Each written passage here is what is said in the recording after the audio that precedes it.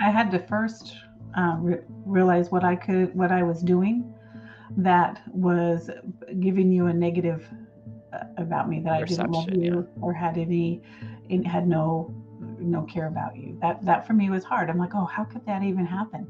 But I had to look at myself. Well, how have I been responding? How have I been available? How have I nurtured this relationship? Especially we're family. And to me, a family should be a close relationship. I know it's not for everybody, and I'm still working on some of those areas of my family that have kind of slipped away, but I desire to have that closeness again. So that was the first thing, and that was me, because I get to control how I respond to my family members, the people that God has put around my life, my friends, my neighbors, whatever. So that's just about me. I can't expect everyone else to change so that I can like them or interact with them or whatever. So that was the first thing, was figuring out how I was putting off a vibe that was not approachable. And that was hard for me to realize.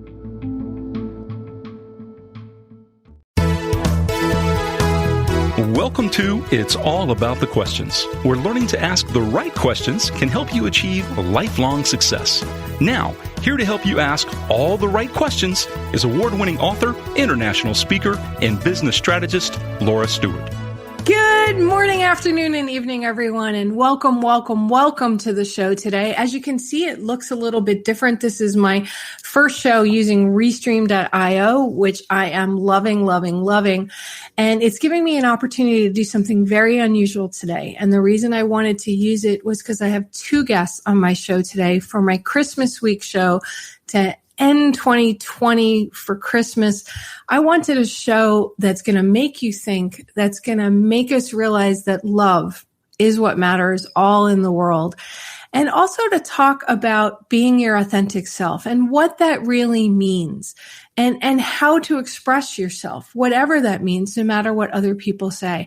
And I'm honored to have my two guests on the show today, Tina Frank and Bonnie Violet, the hosts of Splintered Grace podcast, somebody that I met through my dear, amazing friend who I think I've known for close to 3 decades, Howard Cohen, a geek friend of mine who said, you must meet Tina, who then introduced me to Bonnie Violet. And the rest, shall we say, I hope, is history as today. So I'm going to bring my guests on today. Bonnie Violet. Good morning. Hi, everyone. I am so excited to have you both on the show today because really for me, what this is about is conversing. It's about the three of us talking about just what it means to be yourself. I mean, I think at the root of it. Now, your podcast, Splintered Grace, is really, to me, a groundbreaking podcast. So, Tina, you define yourself as beyond being a woman and a person in the world. You define yourself as a Christian. Correct? Okay. And Bonnie Violet, you are just you. Right. You started out in the world as Dwayne, and now you have transitioned to be the spectacular you that was always inside, and your family as well. Yes. And you hadn't talked, Tina, you had told me for like 20 years. Yeah. I'd love it if you guys would start sharing, one of you start sharing the story about, well, Bonnie Violet, why don't you start? Because you cut off communication with your family when you realized who you truly were and wanted to express it. Yeah. Thanks for having us on the show this morning. Bonnie Violet here. I identify as being transgender, queer, and a drag queen. So this is my drag look. This isn't necessarily how I look every day, though I would love to. I love it. Right. Tina and I grew up in a really small town in Idaho. We're just about a decade difference in age. So she was still kind of young when I was young. Compared to, what I think some aunts and uncles are, in my understanding. And so she really got me going into church, and she was kind of like my hero. She got me to church. I was really into Jesus in the same way she was. I was saved and did all that as a teenager, and then moved out to Phoenix, Arizona. And I actually lived with my aunt when I was infected with HIV at the age of 19. And that caused me to have to address some things with myself. I hadn't realized that I I just kind of come to my own understanding that at that time I identified as being gay. But I didn't quite know how that fit in my relationship with God, my relationship with other Christians, and with my family. But when I got that HIV diagnosis, it kind of forced me to address some things. And in doing that, I realized that church probably couldn't hold me and hold all of me. And church had always been that for me. Church was kind of like a refuge. I didn't always feel great at school, at home. I didn't always feel, I don't know, it just was a refuge for me to get to go to church and to find my way there. And so it was definitely a challenging thing at the age of 20 to have to leave church, and then kind of like, I just kind of felt like I was on my own. And part of that was, I felt, was losing Tina. Yeah, that was tough because I didn't understand what was happening. And I didn't give you very good counsel because I wasn't sure what to do. I was so busy trying to protect you from our perception of what reality was instead of just embracing who you were. So it's been a journey that we've been on. Yeah. It's interesting to me, the choices that you had to make. And on a level, I understand why you felt that you needed to make those choices. I was raised Roman Catholic, right? But every priest I ever knew said that one of the tenets of being Catholic, about being Christian, was this acceptance of all, of whoever they are, because Jesus loved all. He said it didn't matter who you were or what was going on in your life. Jesus was always there for you. And I know when my brother died, I got really, really mad at God, right? And I left the church for a while. I still had my relationship with God, but I was just, okay, I'm not on, national broadcast radio anymore. I was pissed off, plus some other words that take this from me, right? This safe place that I always felt. Yeah. So, Bonnie Violet, for you, I can only imagine. I know I can't even imagine this moment. I had people I grew up with pass away from HIV at the very early stages when nobody even knew what HIV was, right? Mm-hmm. That's got to be one of the hardest things ever. And then for you and Tina to reconnect, I mean, what did it take for the two of you to now look at each other as family again? I mean, are you looking at each other as family again? Oh, absolutely. Absolutely. I think the first thing we had to do was make some choices. Would you agree? Oh, definitely. Yep. Yeah. Mm-hmm. Yeah. We had to choose to set some of our own ideas and traditions and things that we had maybe even been taught aside, and to be open to pursue one another at the risk of being rejected. And I think we had to decide that the relationship that we desired, the love that we had for one another, needed to take precedent over anything that we may come up against. I think that's, for me, at least. Yeah. Anything you want to add? Yeah. I mean, that was a big part, was, like once it kind of got to that space, I think it took a while for me to even be open to the possibility that you, and this is the way that I experienced, for you to love and accept me as a godly, spiritual person again. It took me a while to realize that I could exist as who I am and be spiritual and be strong enough in my own identity and my own spirituality, because I didn't have a good relationship with my spirituality for a really long time until I got sober.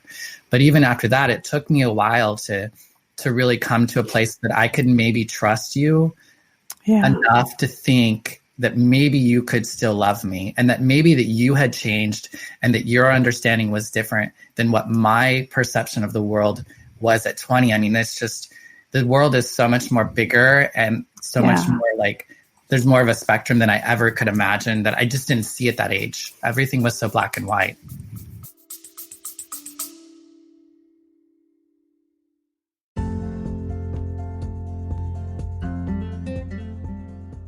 Hey y'all, it's me again, Bonnie Violet. I just wanted to take a second and thank my Patreon members. Patreon members are folks who contribute on a monthly basis anywhere from $3 to $150 a month to support the work of a queer chaplain.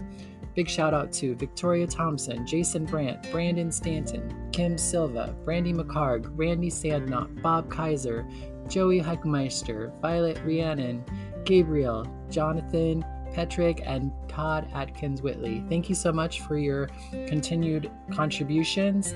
And if you're interested in joining the Patreon, just check the link in the description. Go to patreon.com/Bonnie Violet. Thanks so much. Bye-bye.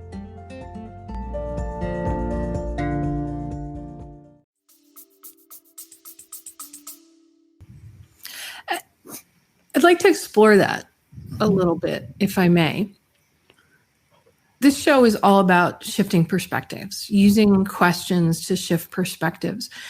And Bonnie, Violet, and Tina as well, you both talked about these shifts, these changes that you had to go through in order to see yourselves and see each other as more than just, say, how you defined yourself or how the world defined you. How does that factor into your conversations with others outside of yourselves? Because to me, so many of us, we get categorized, right? Yeah. I was a caregiver, a sister. I've never been a mother, but I felt like a mother to my mom the last 6 years of her life that she lived with me, and we were going through a lot of different things. And some people try to categorize me as, you know, I'm a Christian, I'm a Catholic, right? And then we just finished these really crazy elections where it's you're a Democrat, you're a Republican, you're left, you're right. And I just kind of laugh at all that because to me that doesn't matter. I just want to connect with an individual and look at the issue, not the label. So how did you guys begin to let go of the labels and be comfortable? Go ahead, Bonnie. Yeah. Well, yeah, I mean, I think the biggest thing is that, you know, I think we had to come to understand that our labels, I know for me, I had to realize that a lot of the labels I carried for a long time, I never fully landed in. Like I was more than just what that label said I was. And so I think just knowing that I was more than that allowed me to think that maybe other people were too, that we were more than just what we called how we might identify. And so, but we also knew that that was part of, we talk a lot about kind of identities and those sorts of things because we realize that a lot of the world is set up in a way in which you have labels and you have identities, and that's how you kind of get around in the world. I believe kind of in my ideal spiritual understanding, all of those identities just go away and we just are. And I feel like that's what we have to be willing to attempt to do with one another, is to be willing to just kind of let all those things go down, and then just be able to know that we love each other, and then begin to be in conversation with each other. And to, you know, like, and that's pretty much what we do. I don't necessarily think that we do anything super groundbreaking, except for that we just commit to show up we met every week for a while, and we just talked and we shared what was going on with our lives, and we tried not to hold back anything that we were experiencing so that the other could have an opportunity to try to hold that for us. And I mean, I feel like, you know, that's a lot of what we did, was just kind of showing up. I know that I've had a fear that at some point in time, there's going to be something that's going to be said that's going to like blow up, and that's going to end us. But I don't. I feel like that's a fear, but I don't think that that's reality. It is a possibility. Yeah. It is a possibility, but I don't think it's something that we will allow ourselves to experience. I really hope. And that's where it comes back to, you know, we're making a choice here. And I think the labels or titles or whatever you want to call them, I think that's really a true detriment that we carry and allow on ourselves and on the people around us. Yeah. If we can't see each other in love, then we're stuck. And sometimes coming above those labels for ourselves or for one another, it comes with an accountability and that people don't like accountability. It's much easier to settle in this labeled space than to move forward and break free of all of it. Mm-hmm. And we just decided we were going to do that. You know, it's funny because we were talking on one of our episodes about our titles that we had chosen to represent us on Splintered Grace. You know, and the titles that we have carry lots of different ideas and perceptions based on who's here in the actual title. And so when we title ourselves or label ourselves, it creates a potential, I want to say border or barrier, or even a negative boundary where people can't see past. So we just want to be Tina and Bonnie. And we just want to love each other, and we just want to do life together, and we want to accomplish everything that God has put in our hearts to accomplish.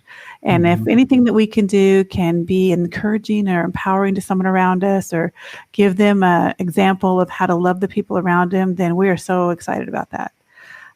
But we're committed, and I'm sure we're going to have our moments, but we're committed that even if we can't agree on some things, that we're still going to love each other. No matter what. What you both said is so beautiful, yet I know that my listeners out there are struggling with it because it's very hard to, well, it is perceived as being very hard to let go the labels, the labels that you've taken on, that society has put on you, that you've accepted as the norm for your life, whether it's a year of your life or it's 57 years of your life. I'm 57 now. But yet there can be a moment in time where all of a sudden that identity is completely shaken, Bonnie Violet, like it was for you. And that impacted Tina tremendously when you had that moment, Bonnie Violet, that was like, okay, I thought I was this, but I wasn't fully comfortable in it, but now I know who I am. And Tina, it must have shaken to the core some of your beliefs as well as a Christian, the whole idea of how can this be? You're born into the life that you're born into because God has decided, you know, whatever it might be. The fact that you commit to show up for each other now, no matter what others may be saying, is not something easy for a lot of people to do. Right. So, go ahead.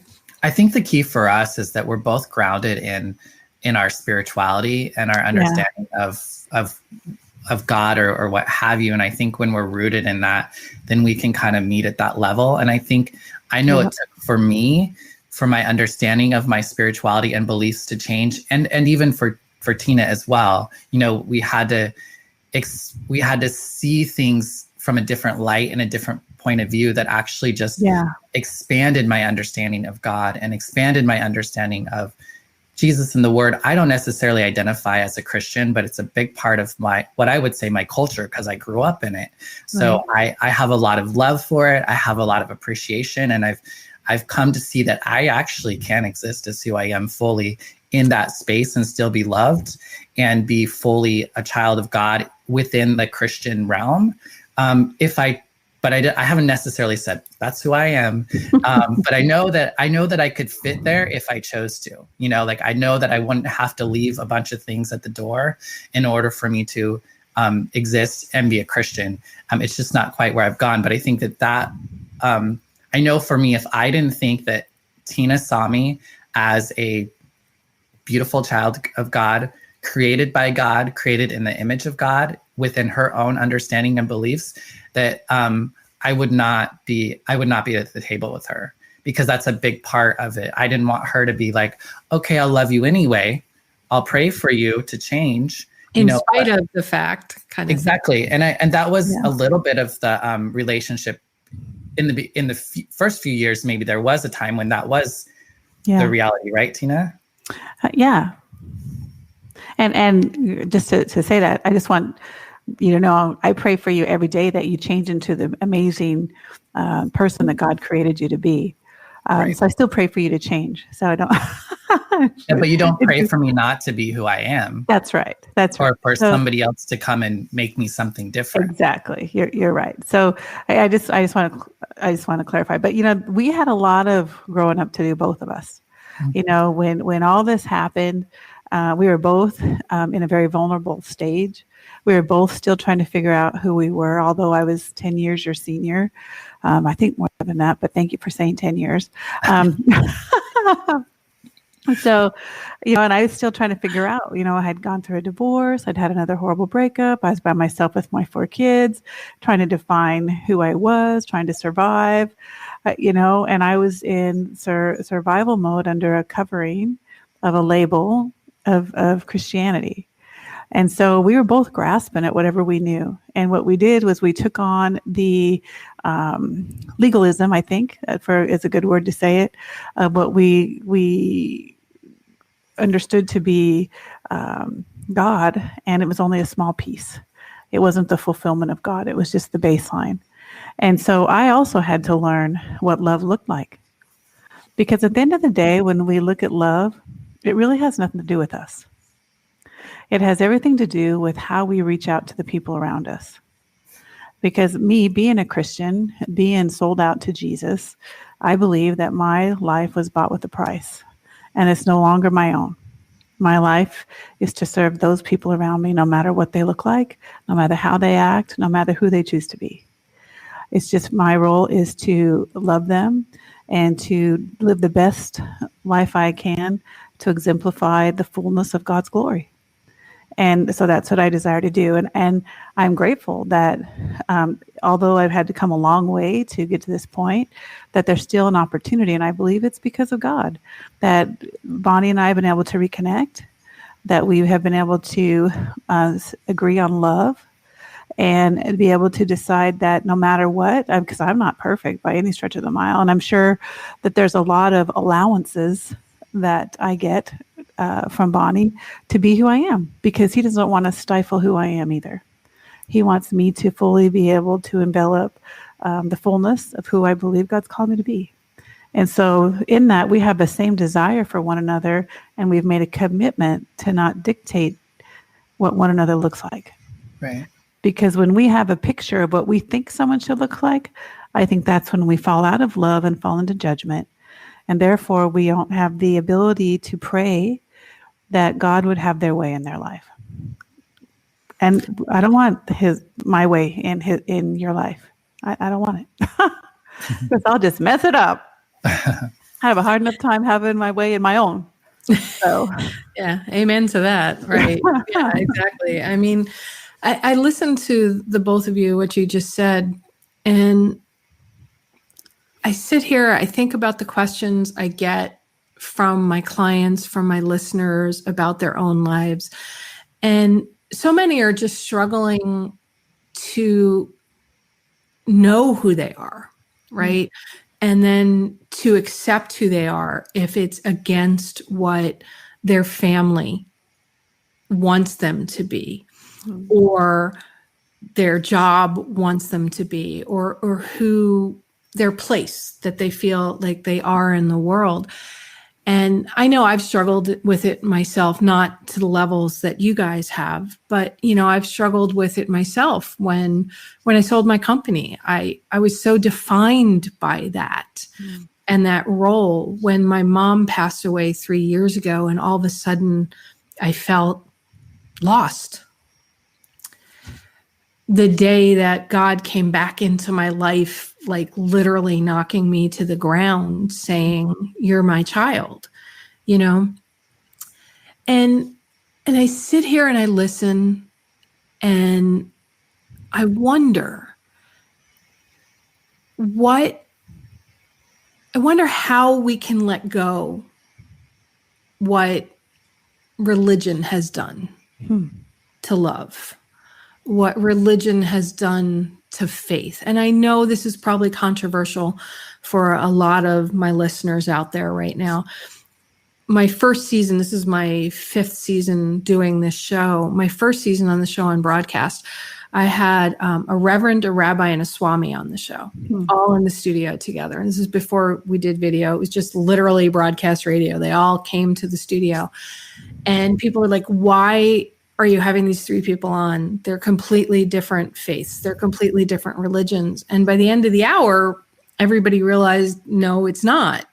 It's all about God and your personal relationship with God, and that we needed to let go this idea that them and us, and even he or she or they or whatever it may be, which, by the way, Bonnie Violet, I don't understand all the pronouns still. So perhaps you could explain that, because I see you as she, but I know there's some people that are they, and I just mentally, I guess, because grammatically I can't get there.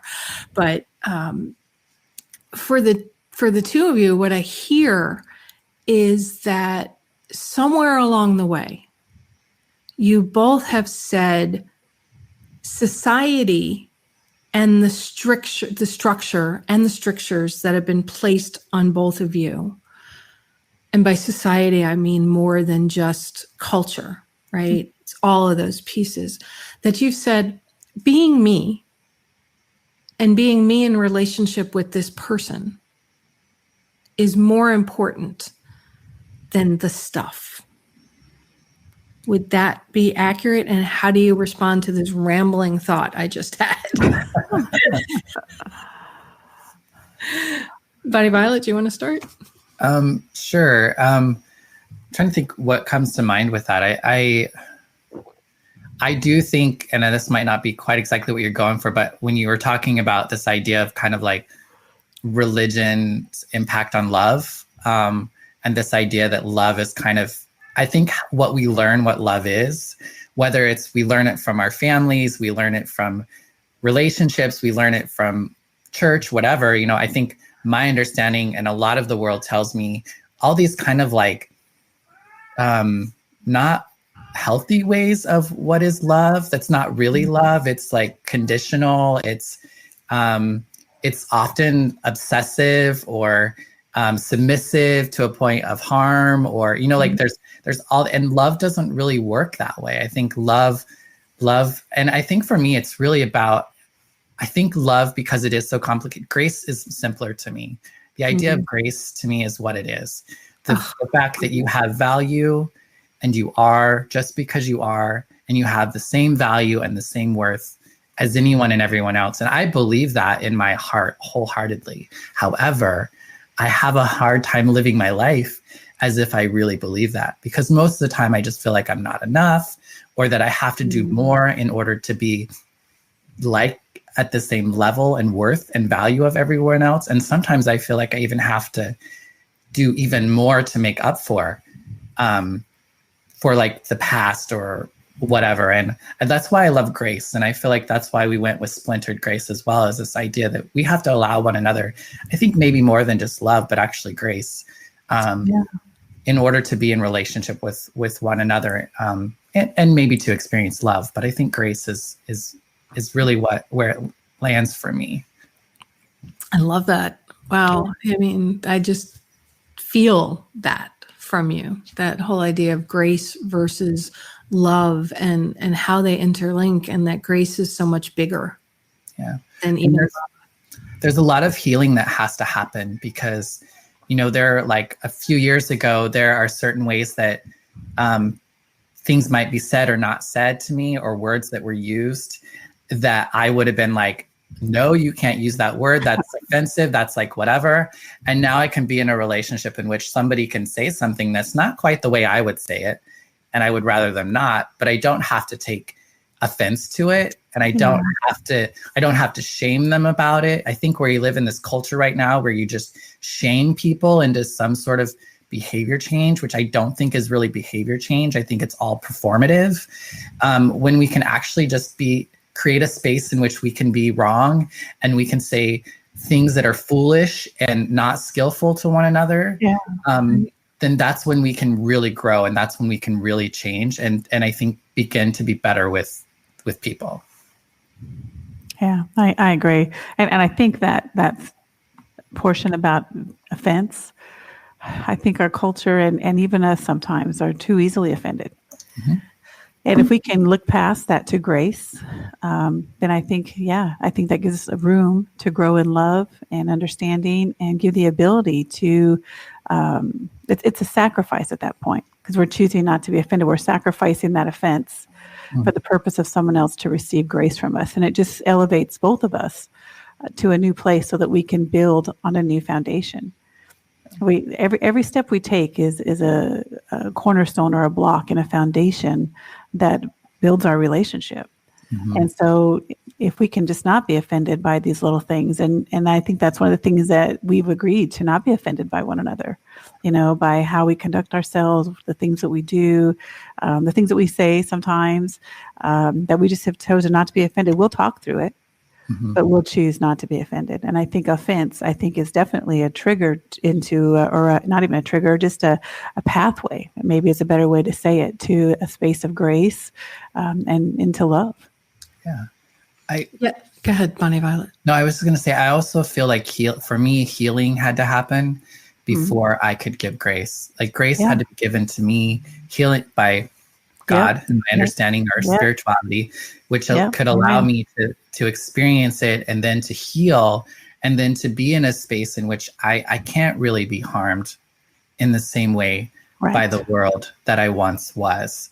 And once I have that healing, then I can go and, have grace in the world better or more, I just feel like healing is a really big part. And I feel like I'm not blaming anyone who does take offense or does get upset or I know that that's coming from a place of pain and a place of hurt.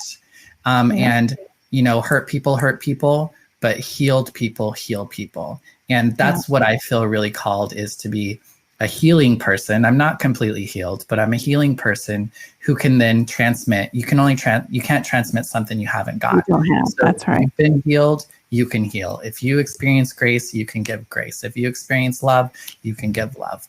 At least that's the way that I feel. Yeah, I agree. Yeah, I agree 1,000% as well.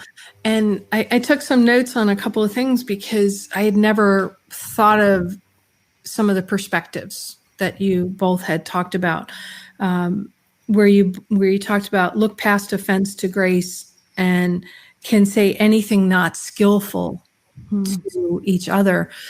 And, when we first met and we were just talking separately, and then I was like, I need to have you both on my show. I remember, Bonnie Violet, I said to you, I was so afraid of offending by not knowing how to speak to you, how to refer to you, that I didn't want to offend by not knowing.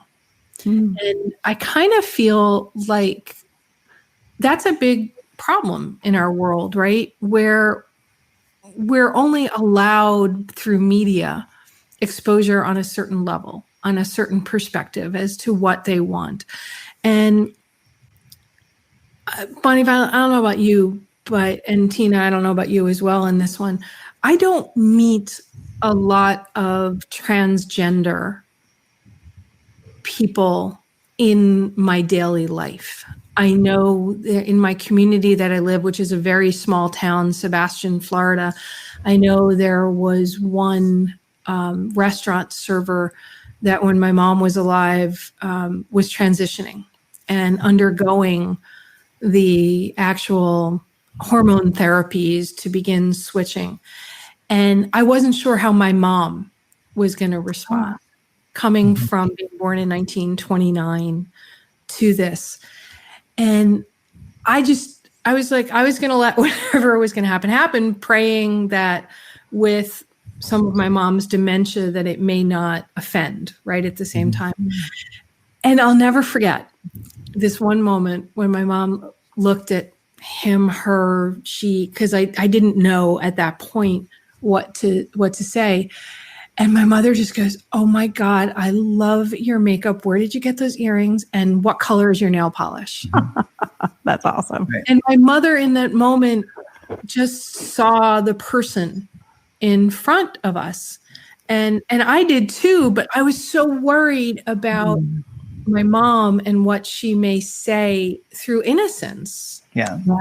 We have too many relationships in our heads with people, and actually not being in relationship with people in body. It all happens in our head.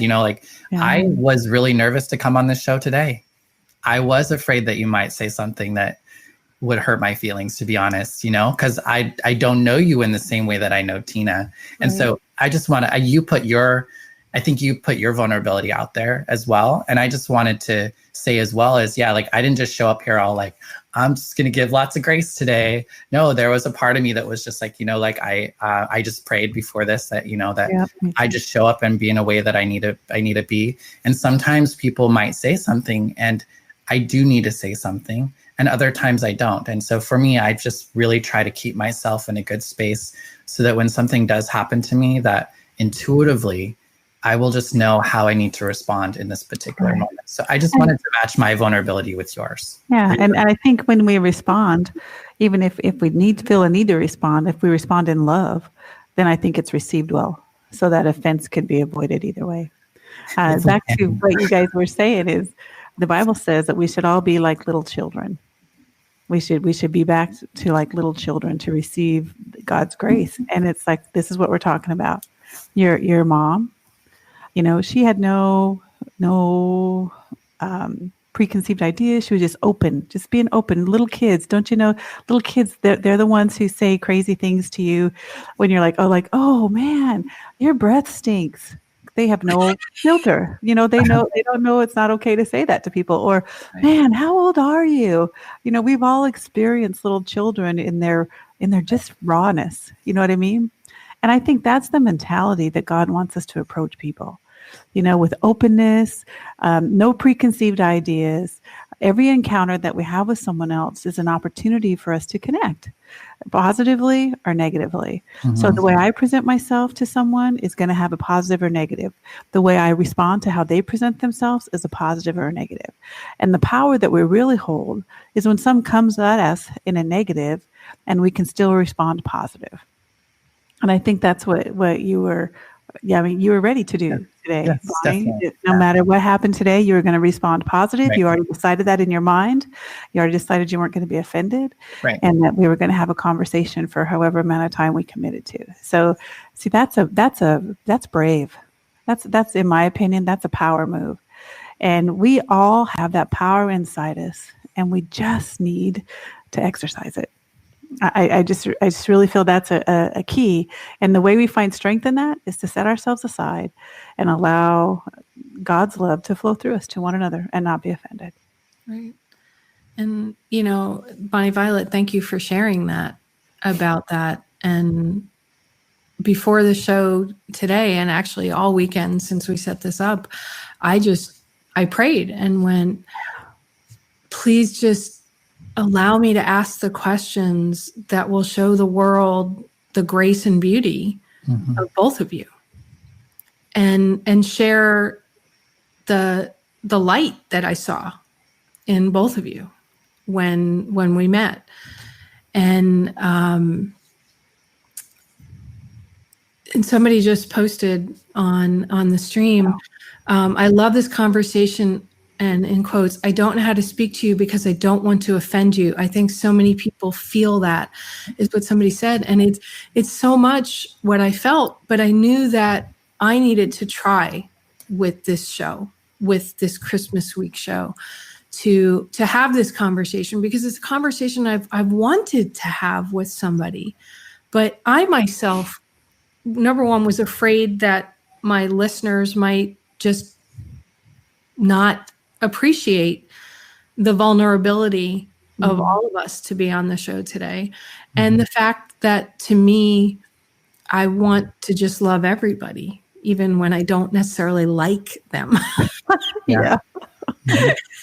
You know what I mean? So thank you, Bonnie Violet, for sharing that, because I would never want to hurt anyone in any way, intentionally or unintentionally. Oh my God, it just sits with me forever when I found out that if I realized afterwards, I might have said something. So thank you for sharing that. Yeah. So I do need to ask this one question because I know that it's out there because I have it. I mentioned it earlier, but Bonnie Violet, can you share the whole pronoun thing? Because I frankly don't understand it. And I'm so deathly afraid of offending somebody who's queer, transgender, gay, otherwise, by not using the right pronoun or the right name. And how to necessarily ask that. Yeah. Well, I think we have not been trained we automatically see certain people.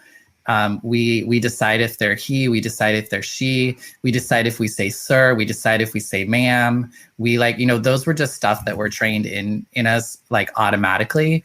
And I think the biggest thing is just to not make assumptions, to ask people what they would like to be at, and sometimes you can even lead with your own. Hi, I'm Laura. I use she, her pronouns.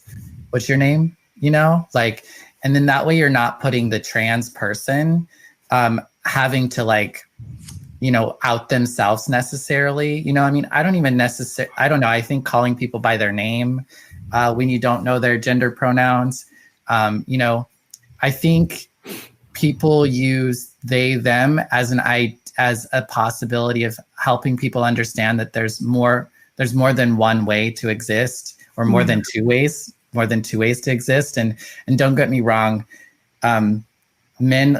there are a lot of men who live in a lot of different ways, but there's still kind of this idea of what makes a man and what makes a woman a woman. Oh, yeah. And so I think it's people's ability to be able to tell the world that I'm not that type of man or I'm not that type of woman. And we all have different ways of doing that.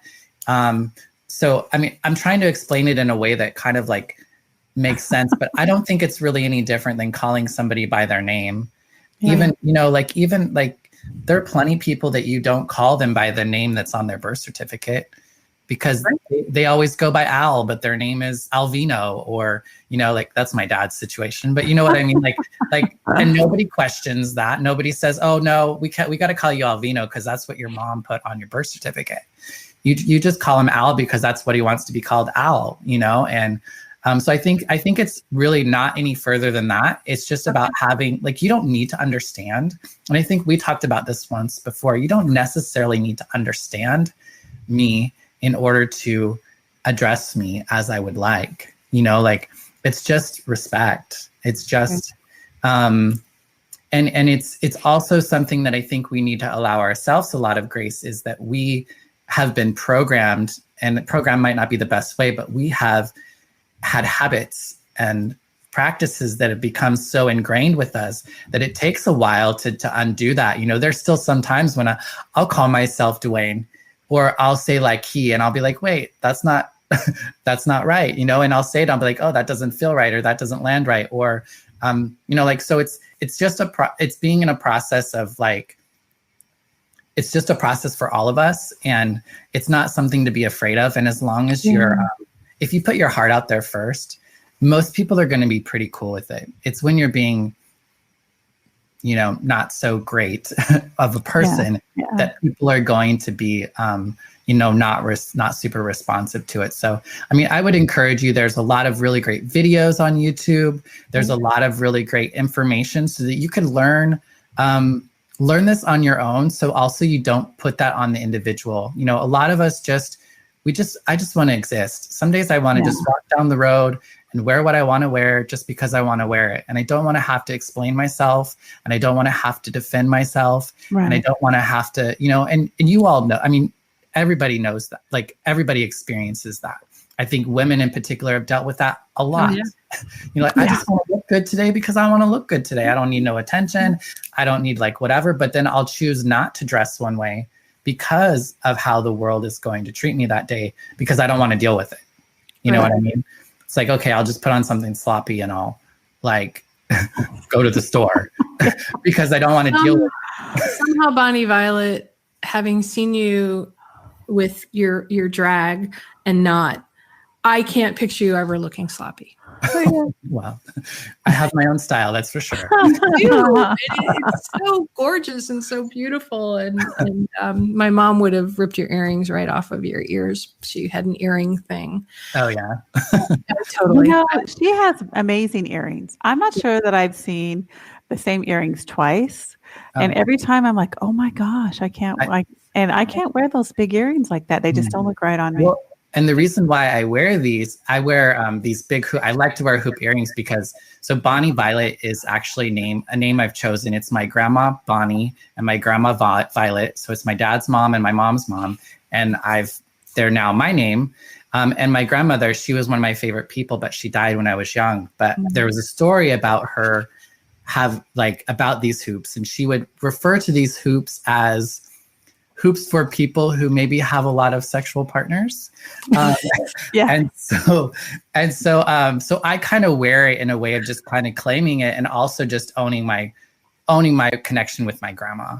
A lot of my, the way that I put things on is very intentional, and it's often reminders of my divinity, reminders of my spirituality, and reminders of the people that I love or the people that have come before me or the people that are in my life. So to me, it's just putting all of my sentimental crap on the outside instead of just keeping it in my head to myself. I put it on me to not only show it to the world, but also to remind myself because I can forget if it's just living inside my head.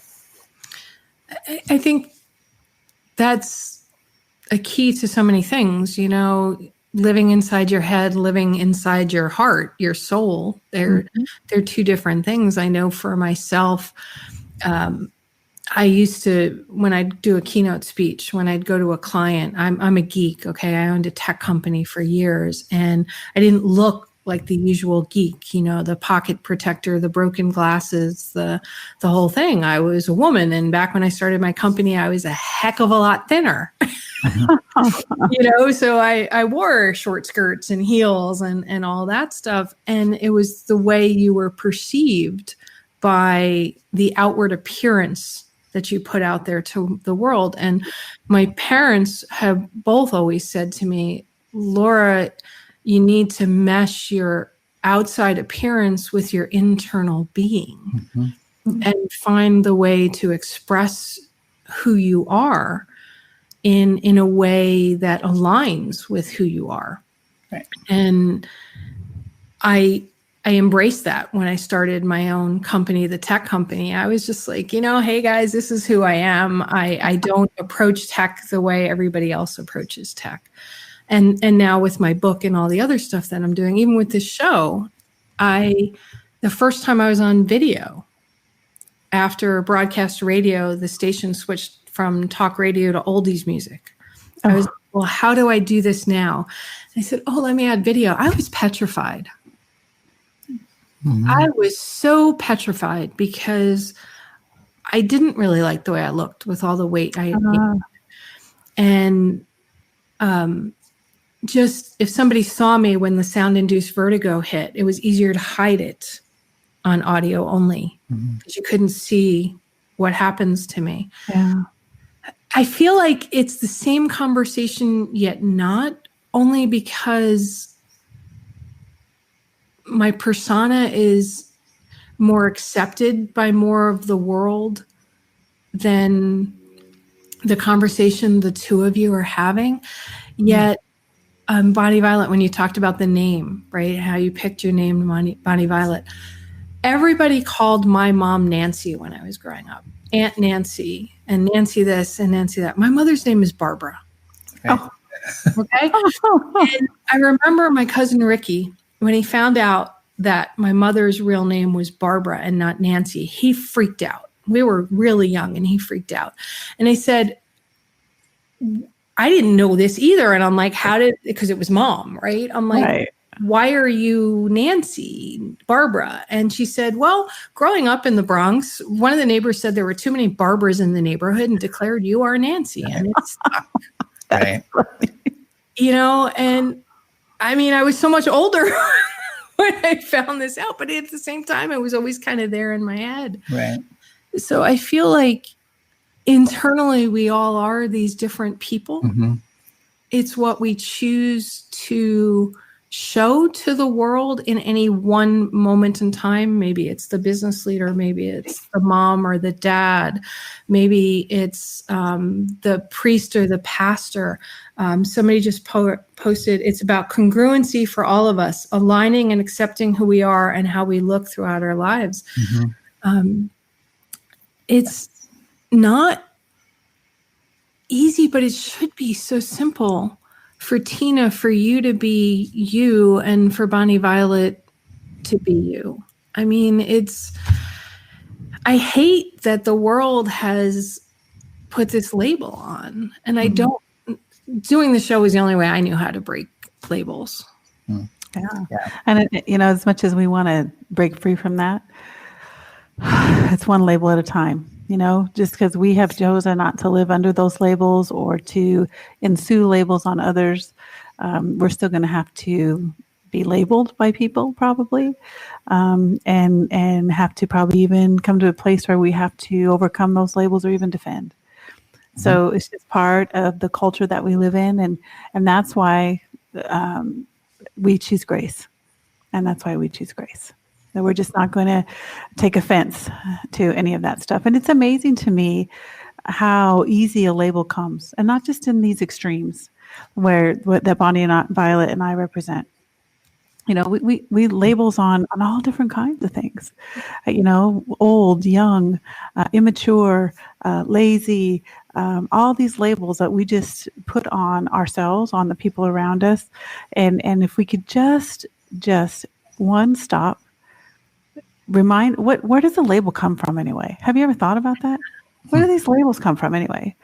Right. If I was to say, the devil, just joking. Maybe. Partially, possibly. Yeah.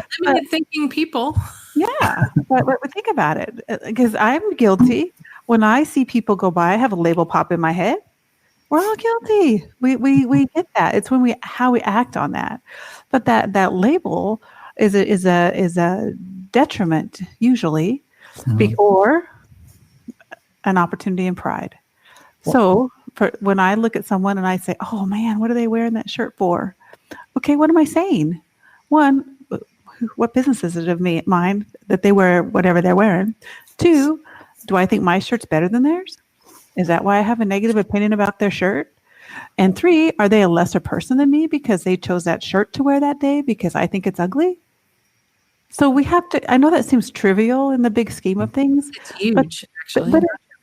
But it's those details. It's those little details that we allow that happen in our mind that grows into these bigger things that we're dealing with in our culture and society today. And so these are areas that I keep interrupting you. No, you're fine. Let me just finish my thought and I'll be still, I promise. But I think if we can manage our own mind to that level, at least commit to manage our own self to that level, I think we can see change. So go ahead, Bonnie Violet. I'm sorry. No, I was just going to say that. Yeah, that's more of a reflection of us and not of other people. And I think I know for me, the thing that's changed is for most of my life, I've sought sameness. I've looked for sameness, and I've connected with people with where we are alike. And it's really important for me to realize that we are different, that no one person is the same. Even if we hold a lot of the same identities, we are not the same. And it's in that difference that I think is where the beauty is. And I think that's where I don't know, I think we're just naturally, we connect where we're alike instead of being in relationship with each other where we're different. And I feel like that's what I'm trying to do. And that's what Tina's been, that's been a big part of our mission, is to our mission, but a big part of our like desire to be fuller humans on this earth is to be in environments that are different from what we're used to, so that we can hopefully be changed by that. That's what I was going to say. Change is the key in that. We can't change if we stay in our comfort zone. It's kind of like you, Laura. I love the title of your show. One of the things that I say when I'm teaching or training or doing anything is that if you want to learn something, you need to ask questions. because we can never learn or grow or reshape who we are or whatever mission that we're working on without asking questions. Questions of ourselves, questions of the people around us, questions even of the material that's provided for whatever situation we're in. If we don't ask questions, we're never going to move forward. And so I was just like, oh my goodness, the three of us, I don't think this is by chance that we're having this conversation today. Bonnie Violet, I think you wanted to say something. Thought I saw that. Yeah, I mean, the only thing I think it's really interesting that our society decides certain things they want to make a thing. For whatever reason, sexuality, gender, they kind of be these bigger things that, I don't know, like these blemishes, if you will. Whereas there are a lot of things actually that are thought as blemishes, if you will, things that people struggle with existing, have that be a part of them. And for whatever reason, I think sexuality and gender has that sort of thing. But I think also, I don't like equating like somebody's like my gender identity to like a malady or something that is a product of something that's not normal or something that's like, I don't know, like it's just a difference. But for whatever reason, we say if people are a certain size, that's not okay. If they're a certain color, that's not okay. If they're a certain height, there's certain age, there's certain, like all these sorts of things just start to chop away from people's ability to be who they are. But I think for whatever reason, we get hung up on sex and sexuality a little bit more, maybe not more.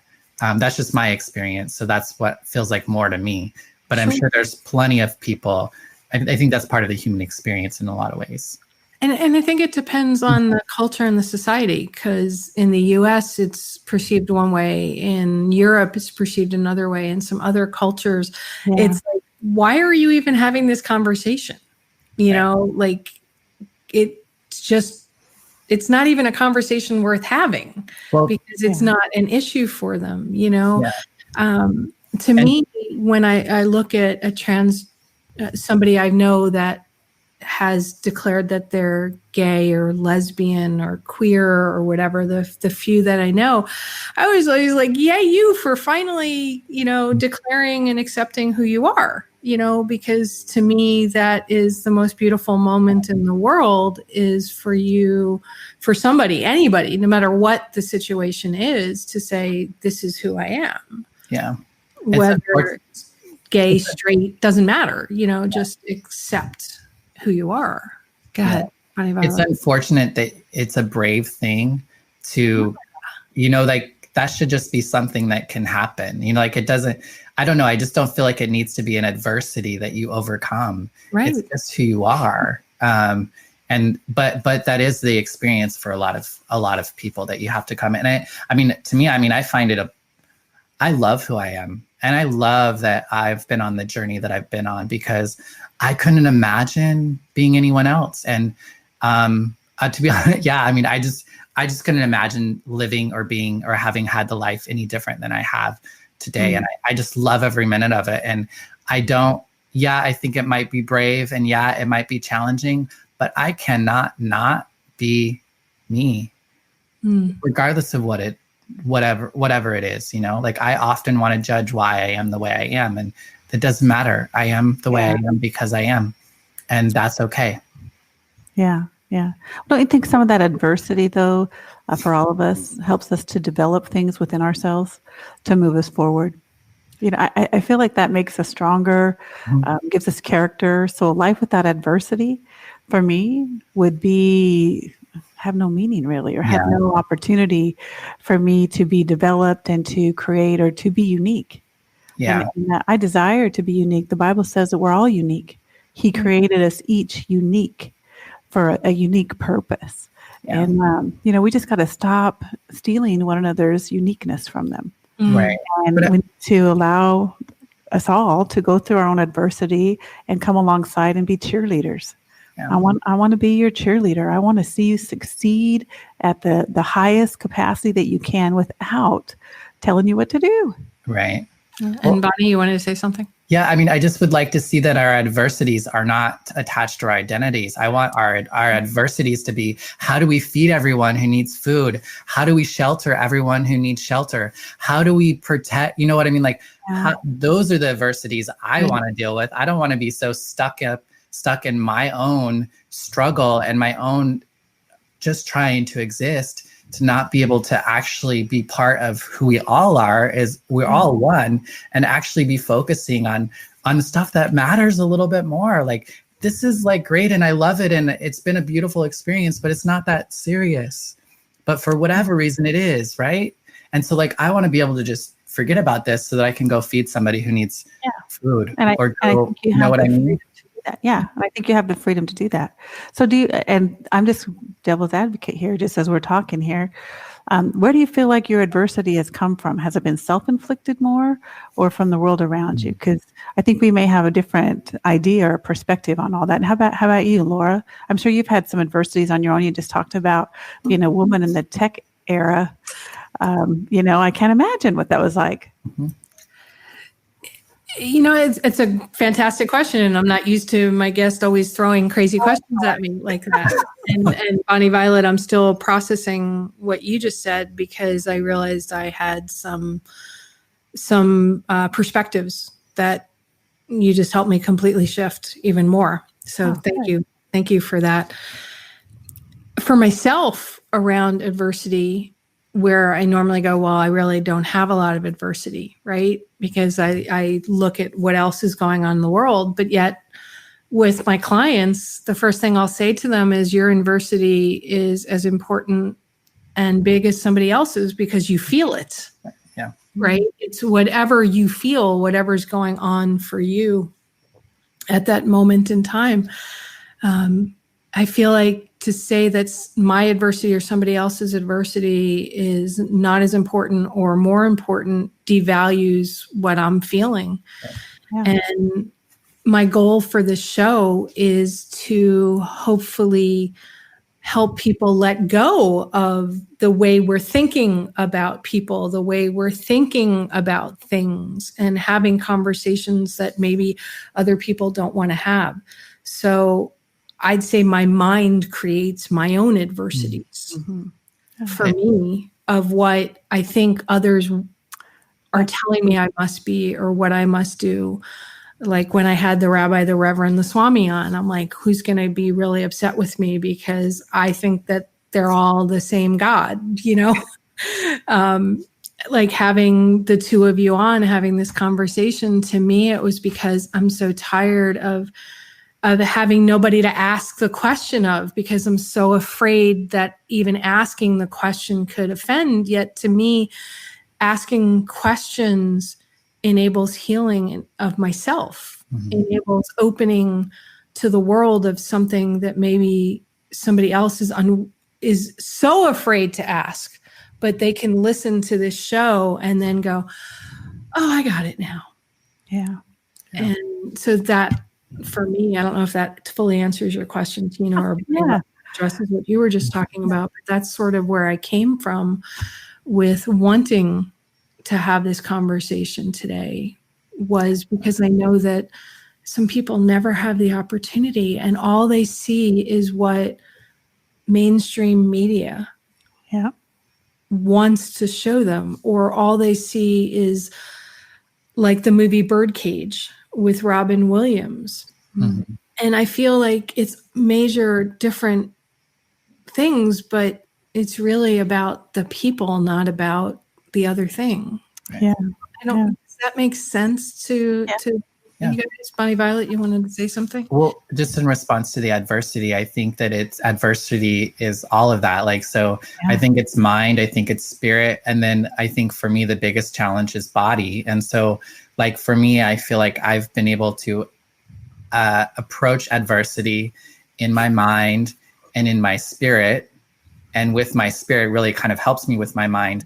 But I think being in the body is that adversity that I can experience with other people. So I don't necessarily think like that's how I interact with you.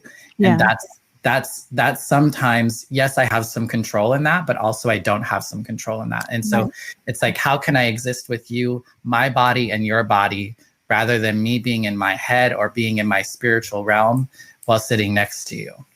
Yeah. Right. Yeah. See, my whole thought process on this as we've been talking is that even though each of us are experiencing adversity, no matter where it comes from, Mm-hmm. the challenge is for us to still look past our own adversity to do all those things that Bonnie Violet was explaining. Right. Because we're always going to have adversity within ourselves or within the culture around us, but we still need to feed everybody. We still need to clothe everybody. We still need to do all those things that are bigger than ourselves. And I think part of that is love. That's how we set ourselves aside. Love is a surrendering position. We surrender. Okay, we're going to go through this. We're still going to go through this. We're still going to take all the crazy, but I'm still going to do this because I love you and I love God, and He's put this purpose in me. So that was my focal point, because my thought process. We all have different types of adversities, and based on who we are, how we present ourselves, who people think we are, whatever that is. And it's only when we rise above that, like Bonnie Violet and I have done. We rose above all that adversity that we put on ourselves, that the world has put around us, that our religion maybe has put on others, and we've risen up in grace, expounding our faith, and deciding to walk in love every single day, and to be one another's cheerleaders, and to encourage our voices, together or separate. Yeah. So, last thoughts. We're coming up on the end of the show. Bonnie Violet, anything you want to add? Last thoughts? What comes to mind? I mean, I just thank you for providing this space for us today. And you did hold a good space. So don't leave here today and think you said or did something wrong. You held a great space here, and I really appreciate you being brave enough to do this. I think a lot of what this takes is us being willing to do things that we've never done before with care and concern and prayer, however way you want to, if we can approach relationships and situations like that are different, I think that's how we're going to experience one another a little bit more united or in unity and oneness. I don't think separation is a delusion. It's not reality, but it's it's not for realsies, but it's how we live, and that's how we choose to see the world. But separation isn't real. And the more we can kind of lean into those situations, the more likely we're going to live as if we know that we are not separate. Amen. I agree with all of that. Just to add, thank you again for having us today. It's been our pleasure. Yeah. And thank you both for being here. And Bonnie Violet, thank you for saying to me that I held the space, because the thought was going through my mind. I do care what people think. People that matter to me, I care what they think. And I know we've only met, but you guys matter to me. Oh, thank you. So thank you for that. Thank you for my Christmas present. Oh, yeah. You're so sweet. So I purposely brought tissues because I had a feeling at some point this was going to happen. To me, this is what the world should be about. These conversations and the vulnerability and the respect, as also has been commented on in the thread from the social media, that if we all lived in respect of each other and respect of the choices we all make, even if we don't fully agree with the choices, still respect the choices that each other makes, I think the world would be truly an amazing place, that God would go, thank you. You are blessed, because we respect each other. And by having respect for each other and for the world we live in, we have the ability to make lasting change. I call it the Star Trek version of the universe, right? Where everybody gets along, everybody lives to support and lift each other up. And that's the geek in me showing. I wanted to be an astronaut, but I wanted to be an astronaut in the Star Trek way of being, where everybody's out on the ship and there's gravity.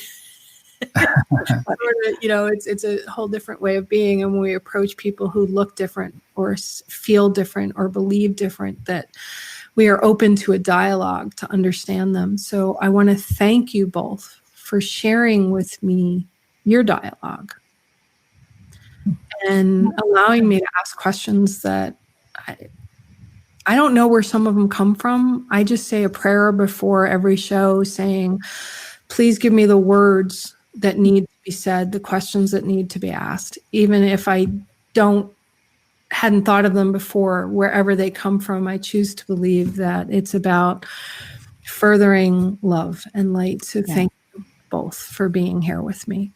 Thank you so much. It's our pleasure. Thank you. Thank you. Touch. So thank you. Thank you both. Now, normally with this new method, I would take you both off screen, but I'm not going to, because I want people to see you both as I say this. Okay. So in the world, as I just said, everybody, we make choices. We make choices in how we present ourselves and how we allow others to present themselves to us. This Christmas week, going into 2021 as well, I ask you to ask yourself the question, am I allowing those in my life and myself to fully express who we are? Or is some way of being that I'm doing not allowing somebody to be who all they are and allowing myself to be who I am?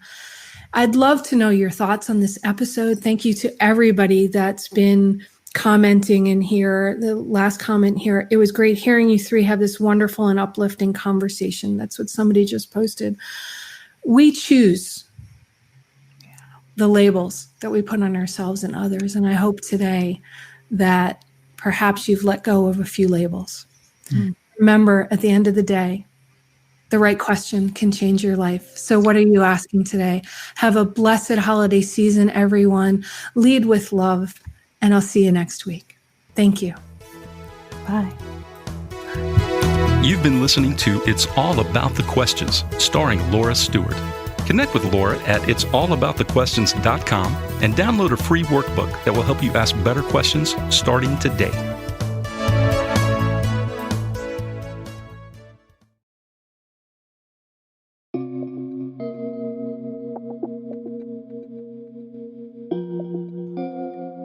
Hey, how's it going? Bonnie Violet here. I'm a trans femme, genderqueer, spiritual drag artist, and digital chaplain. And in case you didn't know, I could really use your support. Engage, rate, subscribe, follow, comment, share this episode, book me to keynote, panel, guest on your show, or officiate your wedding or memorial, in or out of drag, collaborate, join the team, be a guest, make a pitch, sponsor an episode, join my Patreon, send me a tip on Venmo or PayPal. Just do something. Thank you so much for your continued support. Check out the links in the description.